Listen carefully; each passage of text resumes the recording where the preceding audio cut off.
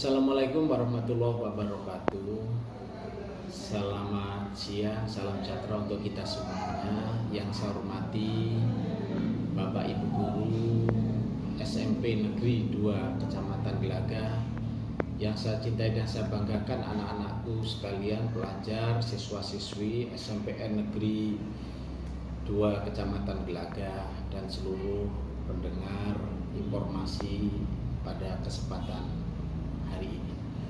Bapak Ibu Guru, anak-anakku sekalian yang saya cintai dan saya banggakan, saya AKP Imron, Kapolsek Kecamatan Gelagah, Polresta Banyuwangi, ingin menyampaikan beberapa hal berkenaan dengan Undang-Undang Lalu Lintas dan Angkutan Jalan Raya, yaitu Undang-Undang Nomor 22 Tahun 2009. Anak-anakku sekalian, perlu diketahui bahwa yang dimaksud lalu lintas itu adalah gerak kendaraan dan orang di ruang lalu lintas atau di jalan. Kemudian yang dimaksud kendaraan itu adalah yaitu suatu sarana angkut di jalan yang terdiri dari kendaraan bermotor dan kendaraan tidak bermotor. Adapun kendaraan bermotor yaitu adalah setiap kendaraan yang digerakkan oleh atau menggunakan peralatan mekanik berupa mesin. Jadi, di sini kita dalam perpindahan ini yang disebut lalu lintas ini ada beberapa aturan-aturan yang harus kita penuhi.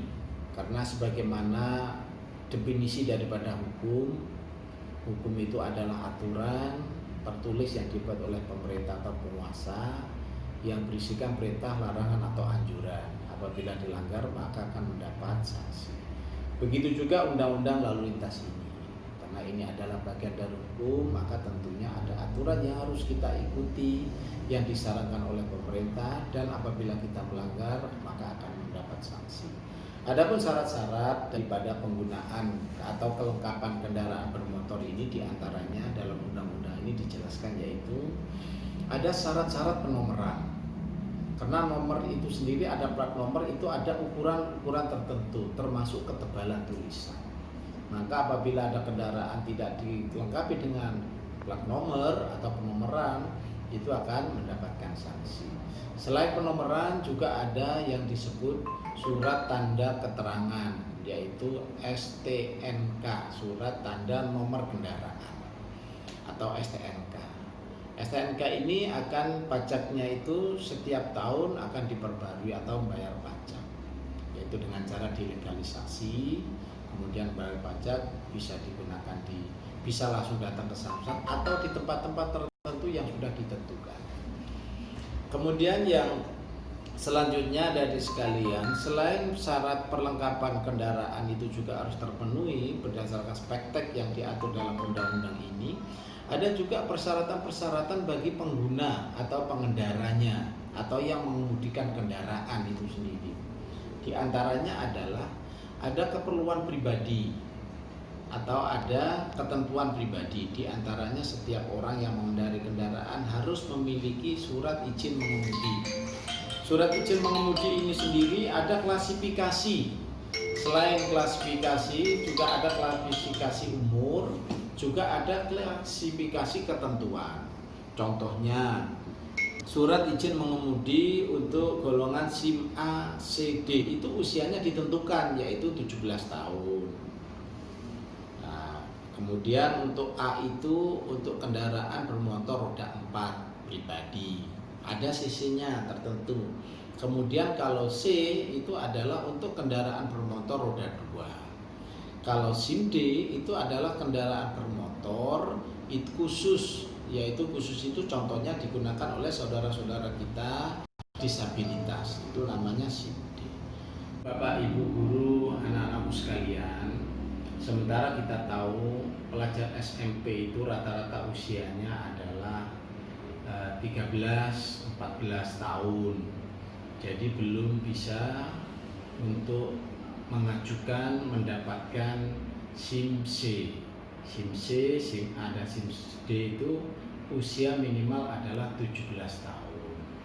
Nah, itu harus dimaklumi oleh Bapak Ibu guru, wali murid, dan anak-anakku sekalian pelajar SMP, khususnya SMP 2 Negeri Gelagah.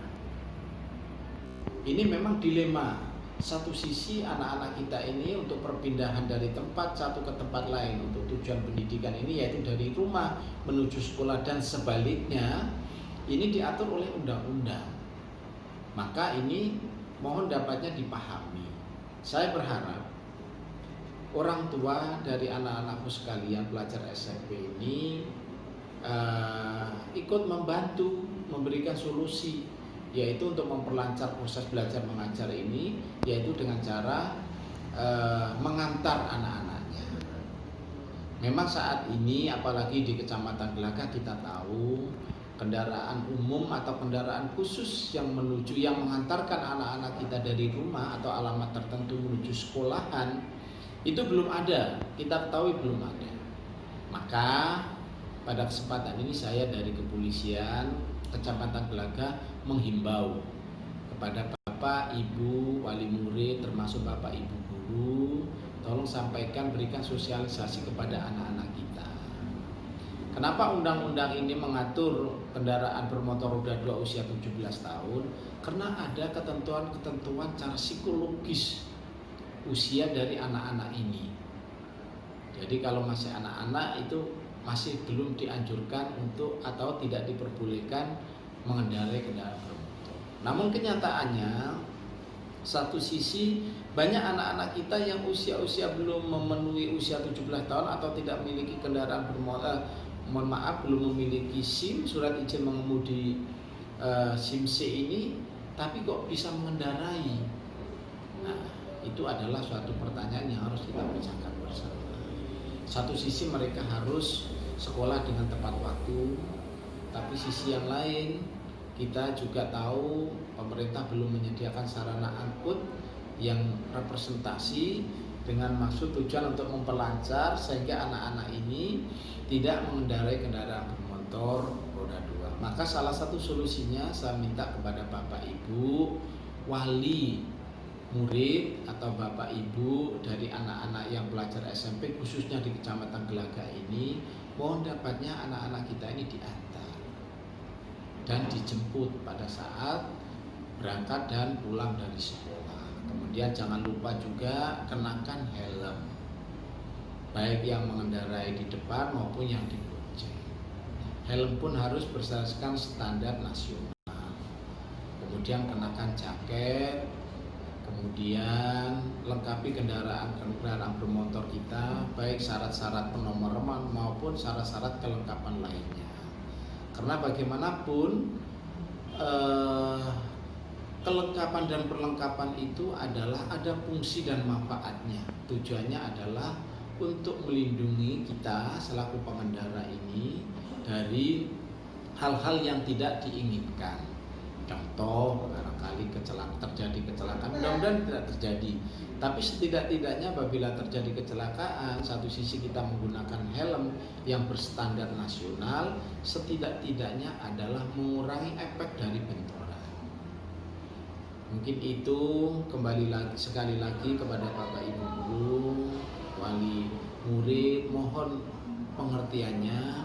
Mari anak-anak kita ini satu sisi harus kita harus mengikuti proses belajar mengajar tepat waktu, tapi sisi yang lain kita juga harus mau sedikit berkorban untuk mengantarkan anak-anak kita demi menyongsong masa depan anak kita menjadi lebih baik. Kemudian berkenaan dengan situasi saat ini, masih kita ini di negara kita termasuk di 200 negara di dunia mengalami pandemi COVID-19 ini. Mari anak-anak kita termasuk kehidupan di sekolah ini kita jalani kehidupan yang baru, yang biasa disebut new normal life. Kebiasaan hidup baru ini adalah yang awalnya yang kemarin kita tidak mengenakan masker, saat ini mari kita kenakan masker pada saat mengikuti proses belajar mengajar. Kemudian di setiap kelas termasuk sekolah disiapkan alat cuci tangan termasuk sabun. Anjurkan anak-anak kita untuk mencuci tangan. Kemudian jangan lupa juga jaga jarak. Bagaimana jaga jarak, kemudian satu sisi kelas kita sudah ditentukan dengan jumlah murid, bisa disikapi apakah ada yang belajar pagi atau ada yang belajar siang. Intinya adalah mari kita jaga jarak, karena sampai saat ini satu-satunya